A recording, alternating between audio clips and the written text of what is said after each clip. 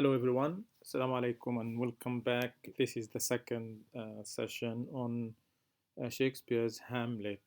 This is our second online class as part of the anti corona procedures the Islamic University in Gaza, occupied Palestine, is taking. I hope this finds you all well. Please take care of yourselves, of your health, and wash your hands carefully. Stay away from crowds and be safe. In Act 4, Scene 5, we see how the plot is quickly heading towards its ending.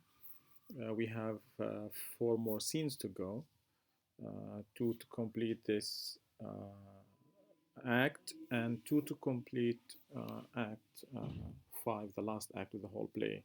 In this play, Ophelia goes mad, and we are told, we understand that this is due to the fact that her father has just died, and the fact that it was her lover, Hamlet, who killed him.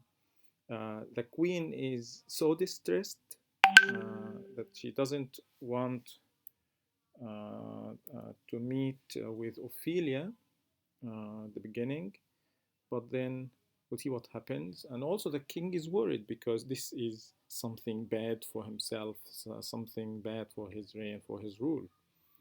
The most significant thing here is that Laertes comes back from Paris, and he doesn't hesitate, he doesn't think, he doesn't plan, he doesn't soliloquize, he almost starts a revolution. People gather around him, and they actually head towards the castle where the king is staying, asking for revenge, and the people calling for the overthrow of the king. And the king is so smart, he's so cunning, he's a diplomatic person, as we saw before, and he manages to absorb Laertes' anger, control him, and we'll see later on what this means. I don't like to jump. I like to pretend that this is a TV show where we don't know what's going to happen, but sometimes we can only guess. Oh, okay. So it's very interesting how the scene starts again with the king, with the queen, Queen Gertrude refusing to speak to Ophelia. This is clearly a sign of guilt. This is something that the queen herself is doing because she could be blaming herself for the death of Polonius. He died actually in her own room. She allowed him to stay. She allowed him to spy on Hamlet, and he died. So is this partly why she is rejecting to meet with Ophelia? And it's only when Horatio actually tells her that you should talk to her, he advised her to talk to her because Horatio says it is good she were spoken with, for she may throw dangerous conjectures in ill-breeding minds. Probably she's going to be saying things, revealing secrets, talking to people, talking to the masses, and then those people are going to be a pain in your neck, you and your husband. The moment Ophelia gets into the stage, she asks this strange question: where is the beauteous majesty of Denmark? This could be a question about the queen or her dad, but it could be a question about Hamlet himself. Now,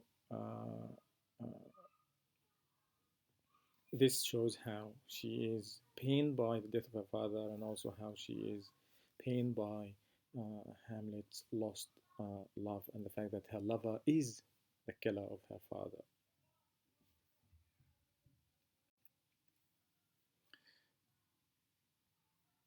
The gentleman, when he reported about Ophelia, he has this to speak. She speaks much of her father, says she hears there's tricks in the world, and hymns and beats her heart, spurns enviously at straws, speaks things in Tao that carry but half sense. Her speech is nothing, yet the unshaped use of it doth move the hearers to collection. They aim at it, and botch the words up fit to their own thoughts, which as her winks and nods and gestures yield them.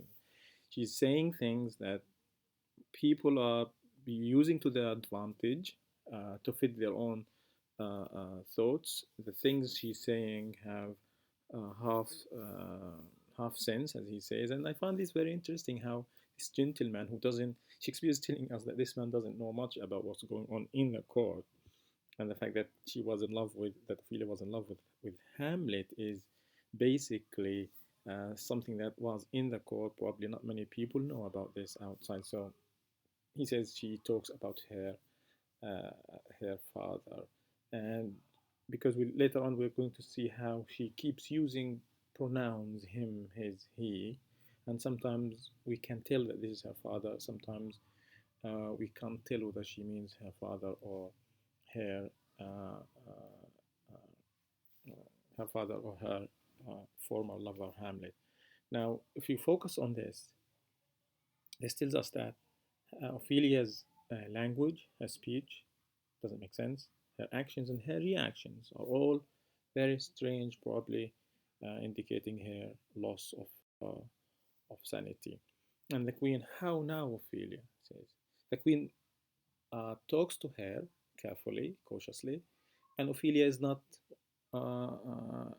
actually paying attention, doesn't know, doesn't feel. She clearly is insane, mad.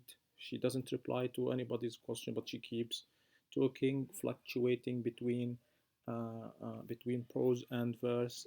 She enters singing, uh, and this is something we could talk about later on how she, because in Shakespeare, mad people don't speak in verse; they usually speak in prose. But here she speaks.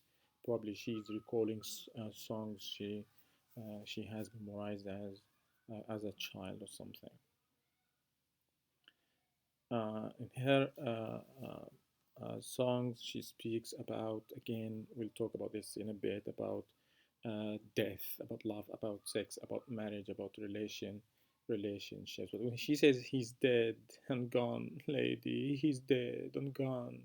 At his head a grass green turf, at his heels a stone. Oh, oh. This is basically probably a lament for her dead father. Now, the king enters. Perhaps this is part of the things that uh,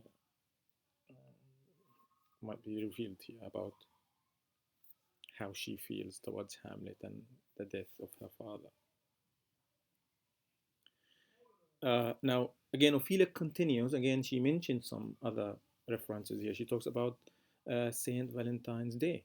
And she says, tomorrow is Saint Valentine's Day, all in the morning, bedtime, and I am maid at your window to be your Valentine. Then up he rose and donned his clothes and dubbed the chamber door. Let in the maid that out a maid never departed more. This is probably about Hamlet. And again, the myth goes there's this old belief that that on Valentine's Day, if the first woman a man sees and the first man a woman sees should be the husband and the wife, etc. So probably she must have thought of Hamlet being her husband, Hamlet being her. She must have planned this. She was promised this, but now everything is gone. Again, Ophelia continues. This time again, she shifts back to prose. Before she exits, she says, I hope all will be well. We must be patient, but I can't choose but to weep. And this gives us more about the issue of the status of women and feminism and anti-feminism. Ophelia, who says, I shall obey my father. I don't know what to think, my father. Now she says, I can't choose but to weep. Women were portrayed as emotional, as sentimental, unlike men. To think they should lay him in the cold ground. My brother shall know of it. This is some kind of a threat, but look at how she is again uh, uh, seeking the protection of her brother now that her father is gone down in the ground, and she says goodbye. She says good night, ladies. Good night, sweet ladies. Good night. Good night. The king was present, And this probably reminds us when Hamlet said, "Good night, my mother," to the king. I don't know what Shakespeare is trying to make us see here. It's significant to understand and analyze Ophelia's songs in order to understand her character, how she is transforming from a sane to an insane person, and what the death of her father, the loss of her father, and the loss of her lover mean to her. Basically, she sings about love, about death, about sex. Uh, Remember how her brother Laertes told her not to love Hamlet. She's too young to understand that Hamlet is using her. Her father said, don't love him, send him back all his gifts and letters." She wasn't allowed to talk about her love. She wasn't allowed to love. And if she can't talk about love, she can talk about sex, of course. And so in her life, in her sanity, Ophelia was not allowed to do this. But now that her father is dead, now that her brother is away, and now that Hamlet is away, and now that, and this is even more infuriating, that she's insane, she lost her mind, she has more freedom. So women, the suggestion here is that women can get their freedom, but this freedom is usually connected with insanity, with madness. She loses all the guardian males, people who are supposed to protect her, her father, her brother, her lover. And now that she loses all of them, she has freedom, but this freedom is associated with insanity and madness. Now, again, what does that say about women in Elizabethan England? And what does that say about Shakespeare? What is he trying to communicate here? Please look more into this and try to examine here Ophelia's speeches that contain a lot of references to songs, to tales, to ancient customs and ceremonies, about things that she couldn't speak in front of her brother or father, but now that she lost everything, she's got the freedom she wants. But isn't it too late? Uh, there is this quote I'm taking from your book. I'm titling it with "Unfulfilled Promises." It says, "Ophelia has lost the two men who guided her course in a patriarchal society. Everything she once believed in has disappointed or deserted her. Ophelia sings distractedly and carries flowers, mocking the wedding ceremonies that she had expected to celebrate someday. These unfulfilled promises, probably the wedding that could have been, the marriage that could have been, the family, the future that could have been, they promised to be there for her, and now no one is there for her." Now, remember how again the king crashes this scene unannounced, stealthily, and notice how little Gertrude speaks when the king is on stage around. Interesting relationship between both of them. The queen believes, the king, sorry, believes Ophelia's madness is due to her father's death and her Hamlet's departure, and the fact that Hamlet killed him. Of course, the king fears what will happen when Laertes shows up, and again, look at how the king is again very much concerned about himself, his own situation, and his kingdom. "Oh, this is the poison of deep grief. It springs all from her father's death. Oh, Gertrude, Gertrude, when sorrows come, they come not single spies, but in battalions. First her father slain, next your son gone. Poor Ophelia, divided from herself and her fair judgment." Again, look how he's distancing himself from Hamlet, saying, not mentioning his name, saying, "your son." But again, look at the beautiful language. This king is a very poetic person. He's powerful, he's diplomatic, and he's an amazing poet, an amazing speaker, full of wisdom and full of, of interesting sayings. Look at this again. When sorrows come, they come not single spies, but in battalions. Now, the king again shows his concern about what's going to happen, what people are going to say about the current situation. And we learn here the king says, "Where are my Switzers?" And remember, this is in Denmark. The guards are not Danes, they're not Danish people, guards. He's bringing some mercenaries, and this shows a lot about the king himself, how he trusts nobody, trusts no. Probably if these are Switzers, these Switzers, Swiss people, uh, if they are guarding him, they're doing it for money, and probably they don't understand the language, so nobody can tell them, uh, probably, to rebel against the king or to kill the king for them. So he's using mercenaries, and this again tells us about the corruption here. We know that the king has a lot of spies. He did this in front of us more than once. He collects information. He knows he isn't liked by the people. He's trashing the people. Remember when he says they love Hamlet very much. So he knows this. So probably the king also shows that. We'll see this in a bit, how many of his people are actually supporting Laertes and siding with him. So when there is when some noise takes place outside, he calls for the guard. Let them guard the door. What's the matter? A gentleman says, "Save yourself, my lord." They cry, "Choose we, Laertes shall be king."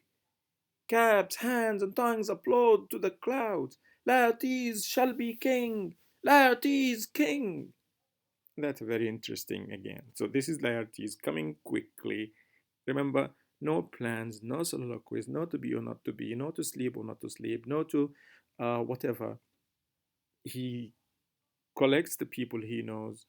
We don't know what happens, of course, off stage, but there are people with him, and he starts a rebellion. Literally, he starts a rebellion, and he comes directly to where the king is in order to fight, to take revenge. And uh, again, when he gets on the stage, first thing he says, he attacks the king, he insults him. "Keep the door, O thou vile king, give me my father. Where is my father?" And again, Laertes is probably as courageous as Fortinbras is, as reckless as Fortinbras is. He's willing to take revenge. He doesn't fear the king. He is embracing death itself. The king could have him killed very easily. But again, remember, the king is very smart, very diplomatic person who who cares about what people say about him, who tries to win people diplomatically rather than have their blood shed. Even when he killed his father, his brother, he didn't stab him. He just had him poisoned. He doesn't like blood. He's not a fighter. He's not a soldier. He's not a killer. He's not a blood shedder, but he is a killer. We know. So Hamlet says, Laertes says, "I'll be a bastard if I don't take revenge for my father's death." I want you here to think and compare between Hamlet and Laertes, and Laertes and Hamlet and Laertes and Fortinbras, and see how these three young people who lost their fathers and what they're doing to take revenge, the similarities and the dissimilarities. The king tries to calm Laertes down, and he's a courageous man. There's no doubt about that. He doesn't run away. He's confident that he can find a way out of this. And more importantly, his use of language, of wit, of rhetoric, of his speech, very cunning use of language to control, not only to control Laertes, but also to poison her. I counted like about 8 things that he did in this part of the scene. First, he doesn't run away, which is very smart. He could have been chased and stabbed. He talks to Laertes directly. He questions him calmly. He doesn't shout. He expresses his confidence. He shows his confidence. He expressed his faith in God and providence. He literally says something like that when he was asked to run away, when the queen said, uh, uh, when he was being threatened, actually, he said that Gertrude, do not fear our person. There is such divinity doth hedge a king, and hedge is like fence, but God is protecting the king. That there's providence, that there's God, and God is going to protect me. للملك رب. I mean, this is very ironic and very hypocritical. He uses Laertes' name, good Laertes. He praises him. He praises his father. He says, your father's death, your dear father's death, a good child, a true gentleman. He expresses his innocence. He expresses his sadness and grief. And also look at how the queen is trying to defend her. I found this very, very strange. He says, where is my father? The king says, dead. The queen says, but not by him. Why are you saying that, madam? Like, are you saying it was my son who killed him? I don't know why she's saying this. Interesting, this woman. And interestingly, Ophelia re-enters, interrupts the king and her brother, and she doesn't know him or address him. She drifts again between songs and prose. She talks about her father. He is dead. He's gone. That he laments. He almost he sheds tears here. I'm not sure how this is going to be acted on stage. He's shocked. He is actually driven to tears by the way she is behaving here. And look at how he addresses her, likens her to flowers. Oh, rose of May. We'll see how Ophelia is usually associated with flowers so delicate, so sweet, and so also fragile that can wither and can't live forever. But a very interesting thing here, Laertes cares more about the death of his father, about revenge, about his name, what people are going to say after all. What are people going to say? So he cares more about taking revenge than about the health and the sanity of his sister. Now, the king, of course, has a plan. He always has a plan. He addresses him informally, intimately. He expresses his grief. He tells him, "Your father was dear to me." And he asks him, tells him, you consult, you talk to people. If they tell you I am to blame for this, I'll give you everything, my kingdom, my life, my crown, everything is yours. And at this moment, he calms him down, and we'll see what happens later on. Laertes says at the end of the scene, he's again showing how he is angry because his father died, but he's also angrier because of the way his father was buried. He wasn't respected. Remember, he was the king's advisor. He was the king's uh, counselor, but he was secretly buried. No, no whatever military funeral, no march, no soldiers, no nothing. His means of death, his obscure burial, no trophy, sword, nor hatchment o'er his bones, no noble right, no formal ostentation, cry to be heard, as 'twere from heaven to earth, that I must call it in question. And the king, of course, obliges. So you shall, and where the offense is, let the great axe fall. I pray you go with me, come with me. And then we go, we don't know where or what happens next, but part of their plan is going to happen off stage. And finally, in this beautiful, beautiful, very quick scene that is again moving the plot very quickly towards the end, the scene where Hamlet is not there. It moves very quickly. No soliloquies. Nobody is thinking or pondering. Everybody is taking action. Everybody is planning. I want you again to compare between Hamlet's madness and Ophelia's madness. I want you to compare between Hamlet and Laertes, and probably Laertes and Fortinbras. You can bring them in between. Okay, so thank you very much. At the end of this online class from Gaza on Shakespeare's Hamlet, Act 4, Scene 5. Thank you very much. And please, if you have questions, do ask in the comment section. يعطيكم العافية and see you in 2 days.